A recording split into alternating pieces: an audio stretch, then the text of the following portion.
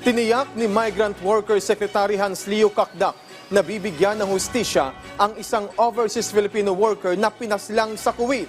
Ayon kay Kakdak, mahigpit na binabantayan ng Pilipinas ang kaso nito, lalo't nasa kustodiya na ng mga otoridad ng Kuwait ang suspect na napag-alamang may criminal record.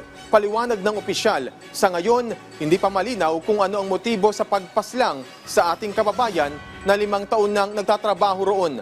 Napag-alaman naman na nitong Oktubre nang lumipat sa ibang employer ang ating kababayan at ito din umano ang buwan na huling nakausap nito ang kanyang pamilya sa Pilipinas bago madiskubre ang kanyang mga labi nitong December 28. Samantala, nakatakdang magpaabot ang pamahalaan ng tulong pinansyal sa mga naulila ng ating kababayan at magpapatupad din umano ng mas mahigpit na panuntunan pagdating sa deployment at monitoring ng OFW sa Kuwait, partikular sa usapin ng employment transfers.